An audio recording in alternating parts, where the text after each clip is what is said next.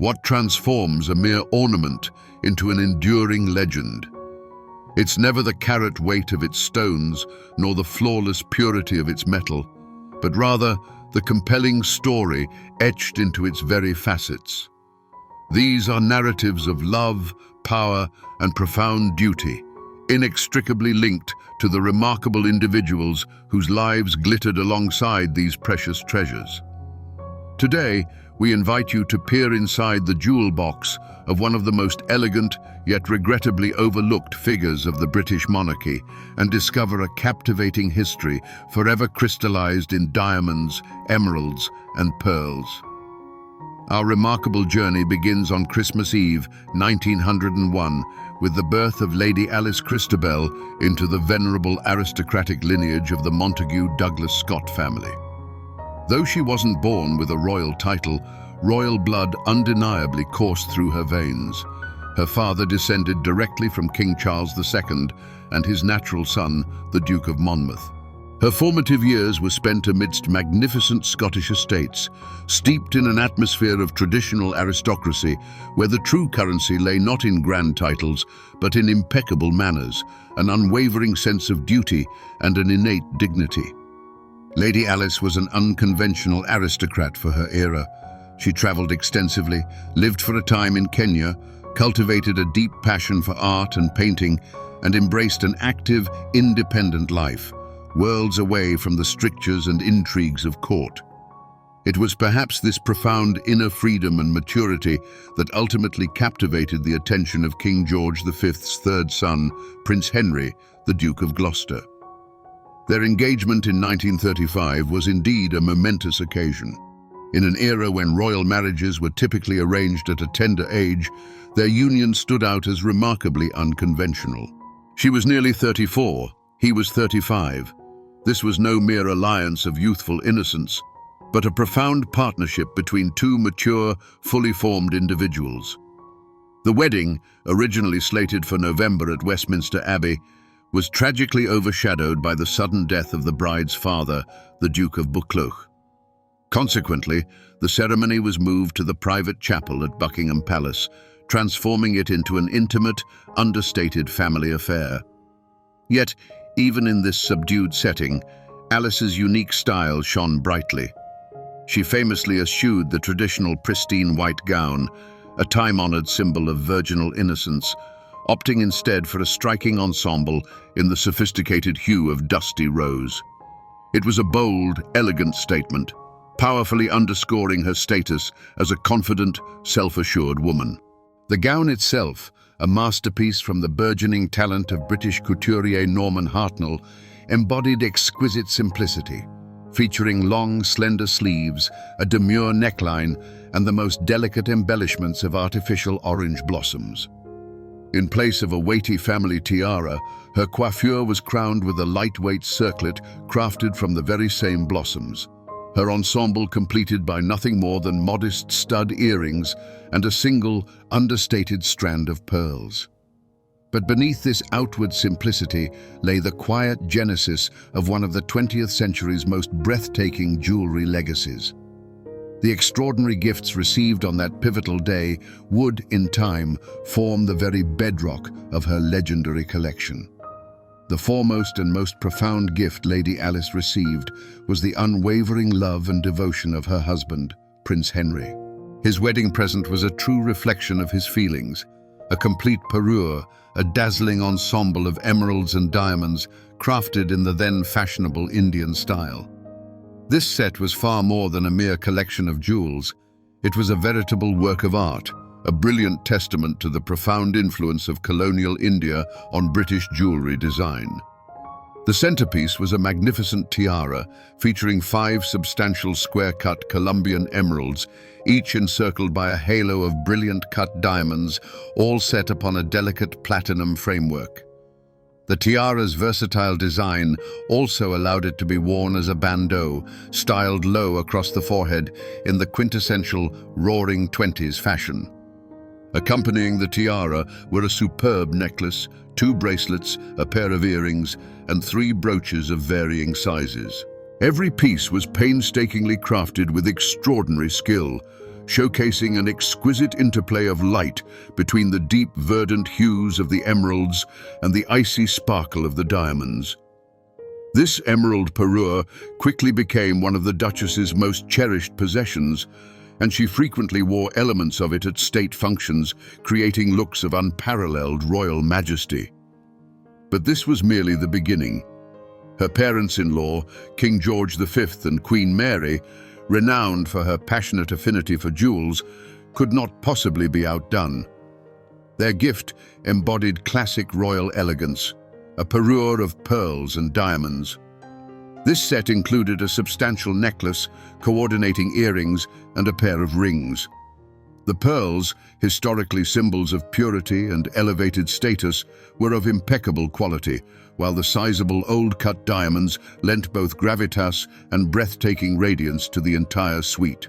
Yet, even this generous offering paled in comparison to the personal gift from Queen Mary herself. Aware of Alice's fondness for vibrant colors, Mary of Teck presented her with one of her own celebrated sets, a turquoise parure.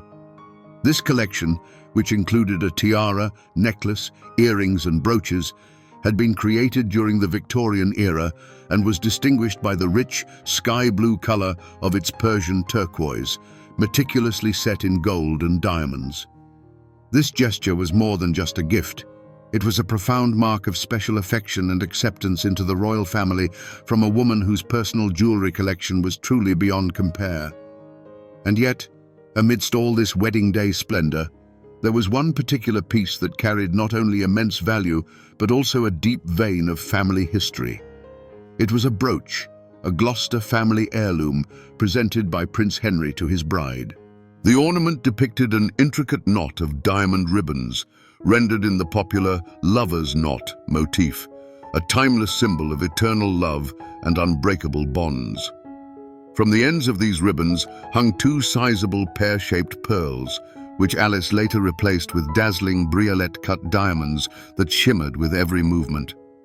This brooch was not simply a beautiful object, it was a powerful symbol of continuity, a sign that Alice was now an integral part of an ancient lineage. The Duchess adored this piece for its inherent grace and profound symbolism, frequently choosing to wear it not on her chest, but uniquely positioned on the sash of her gown, a decidedly original stylistic choice.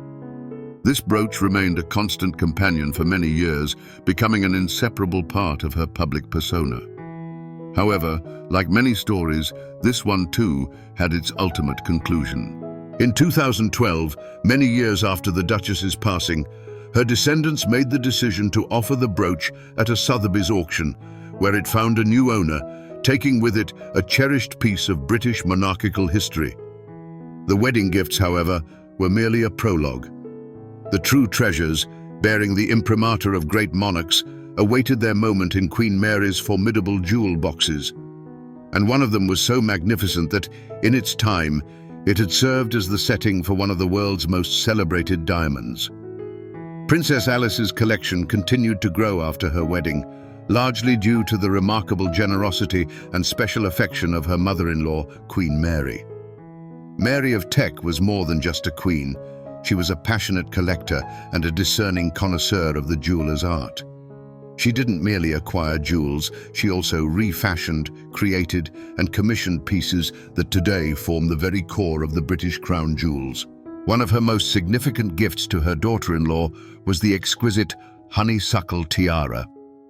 This tiara is a true masterpiece from the distinguished jewelry house of E. Wolf & Company, originally crafted for Queen Mary in 1914.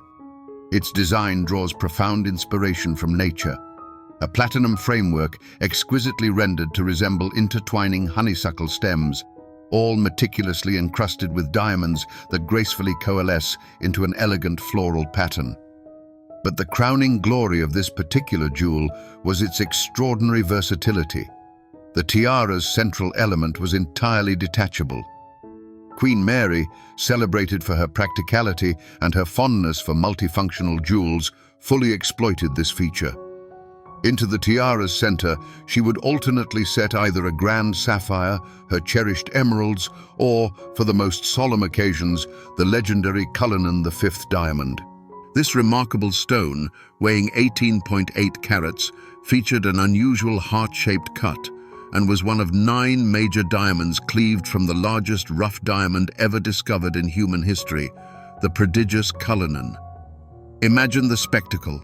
The tiara, crowned with this historic stone, radiant upon Queen Mary, reflecting the light of 1,000 candles at opulent state banquets. Princess Alice received the tiara in its base configuration, with a central diamond cluster. The Cullinan V remained within the Queen's primary collection. But even without it, the tiara was an undeniable work of art. Alice held this gift in high esteem and frequently appeared wearing it in official portraits and at grand events. The tiara perfectly complemented her refined style, accentuating her regal bearing and inherent nobility. Yet, the story of this tiara doesn't end there. Following Queen Mary's passing in 1953, Princess Alice inherited yet another astonishing stone specifically intended for this very ornament. It was a substantial oval-cut pink kunzite, encircled by a halo of diamonds. Kunzite is a rather rare and unusual gem for royal collections, known for its delicate lavender pink hue and its fascinating property of changing color saturation depending on the angle of observation. Queen Mary likely acquired this stone in the 1920s, a period when the vogue for vibrant colored gemstones reached its zenith. Setting the pink kunzite utterly transformed the tiara, lending it a softer, more feminine and distinctly modern appeal. This gesture by Queen Mary, bequeathing the stone specifically to Alice, served as further testament to their warm relationship. It was as if she bestowed upon her daughter-in-law the opportunity to continue her own jewelry construction set game, altering the jewel's appearance to suit her own discerning taste. Today, this tiara, along with its exquisite pink kunzite, belongs to the current Duchess of Gloucester, Birgitta, and continues to sparkle at royal receptions, standing as a living testament to the enduring connection between 3 generations of remarkable women. The honeysuckle tiara was magnificent, but it wasn't the only one. From the same treasure trove of Queen Mary, Alice also received another diadem, perhaps less grand, but no less elegant and certainly more sentimental. Its story is woven not with the glitter of state receptions, but with the tenderness of family celebrations, and its destiny was to grace the head of a happy bride well into the 21st century. Hidden in the shadow of the more monumental honeysuckle tiara within Princess Alice's collection lay another treasure bequeathed by Queen Mary, the so-called ivy tiara or ivy leaf tiara. In fact, its official name was simply the ivy tiara. This jewel was a wedding gift to Mary of Teck, then Duchess of York, from the Earl and Countess of Ivy in 1893. Unlike many other royal diadems that dazzle with their monumental gemstones, the ivy tiara captivates with its exquisite grace and delicate craftsmanship. Crafted in the Kokoshnik style, popular in the late 19th century, it features an open-work lattice of diamonds mimicking ivy leaves and tendrils. During the Victorian era, ivy stood as a potent symbol, signifying eternal life, unwavering devotion, and unbreakable attachment, making it a perfect motif for a wedding gift. The tiara was designed to be lightweight and nearly ethereal, creating the effect of a shimmering diamond web on the hair. Queen Mary cherished this piece in her youth, but as the years passed and her status and jewelry collection grew, she began to favor more imposing tiaras. Ultimately, upon her passing, the tiara passed to Princess Alice. For Alice, with her understated and elegant style, this tiara was a true godsend.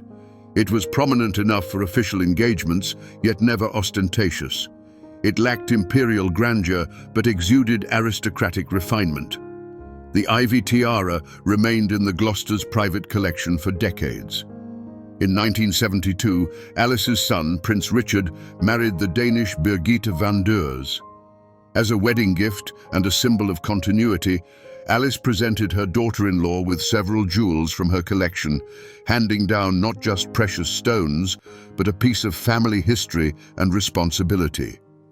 Birgitta, who became the new Duchess of Gloucester, graciously accepted this mantle and appeared in the ivy tiara on numerous occasions. But the most poignant and symbolic appearance of this jewel occurred much later. In 2008, Princess Alice's granddaughter and Richard and Birgitta's daughter, Lady Rose Windsor, was married. Adhering to the timeless tradition of something old, something new, Lady Rose chose as her wedding tiara none other than the one that had once belonged to her great-grandmother, Queen Mary, and her grandmother, Princess Alice.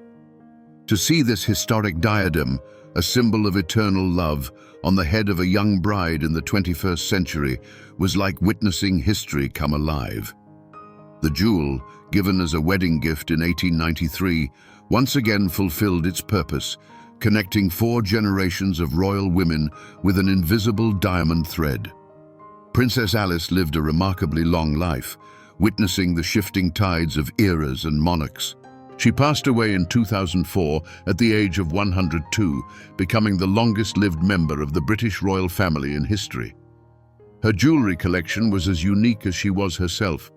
It was a collection not merely of precious objects, but of artifacts, each whispering its own story. Part of the jewelry was inherited by her son and daughter-in-law and remains in use by the Gloucester family to this day. Another part, like that very lover's knot brooch, found new owners at auction, scattering across the globe. But what became of those magnificent parures that were gifted to her on her wedding day? Her husband's dazzling emeralds and Queen Mary's celestial turquoise? Their fate proved to be the most enigmatic and continues to intrigue the minds of jewelry connoisseurs to this day. What then became of the remaining treasures? The fate of the emerald parure, a gift from the Duke of Gloucester, and the turquoise set from Queen Mary, is shrouded in a mystery that has given rise to countless rumors and conjectures. These magnificent ensembles, which sparkled on Princess Alice in the mid-20th century, seem to have simply vanished into thin air. After her passing in 2004, many expected to see them adorning the new Duchess of Gloucester or appearing at auction, but neither occurred. Neither the emeralds nor the turquoise have ever reappeared in public. The most prevalent and plausible theory suggests that Princess Alice, being a practical and far-sighted woman, at some point in her life decided to sell or dismantle these jewels. Perhaps this was done to finance her son's education or to maintain the family estates. In aristocratic families, even royal ones, selling off part of the family jewels to cover expenses is not at all out of the ordinary.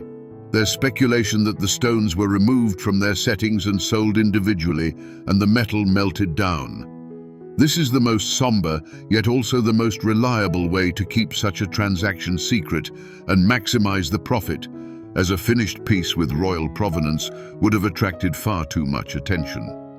Another theory, more romantic in nature, asserts that the jewels were secretly passed down as heirlooms and are now kept in family strongboxes as purely personal mementos, not intended for public display. Whatever the truth may be, the disappearance of these masterpieces adds yet another enigmatic chapter to the history of Princess Alice's collection. Her story is more than just a tally of carats and names of jewelry houses. It's the story of a woman who carried her title with dignity but never lost her individuality. She wasn't merely a custodian of royal treasures, she was their very soul. In her hands, ancient diadems and brooches came alive, transforming from museum exhibits into integral parts of a vibrant, elegant persona. She demonstrated that true style isn't about blindly following trends, but about the ability to wear even the grandest jewels with effortless grace. Her collection, even the part that is lost or sold, remains a testament to an entire era, an era when jewels were not just accessories, but symbols, chronicles of destinies, and silent witnesses to grand historical events. They tell us a story of love that began with a modest ceremony in the chapel of Buckingham Palace, a story of succession embodied in a tiara passed from grandmother to granddaughter, and a story of duty to country and family that Princess Alice, Duchess of Gloucester, fulfilled with unwavering dignity throughout her long and illustrious life. These stones witnessed the changing of monarchs, the brilliance of balls, and the quiet intimacy of private chambers. They were privy to joys and sorrows, love and loss. And looking at them today, we can't help but ponder, what is truly more valuable, the stone itself, or the history it guards within its cold gleam? Thank you for spending this time with us, delving into the world of royal jewels. Which of Princess Alice's jewels made the greatest impression on you? Share your thoughts in the comments. We'd be fascinated to read them. If you enjoyed this video, don't forget to give it a thumbs up, subscribe to our channel, and hit that bell icon so you don't miss new stories about the world's great treasures. Until next time.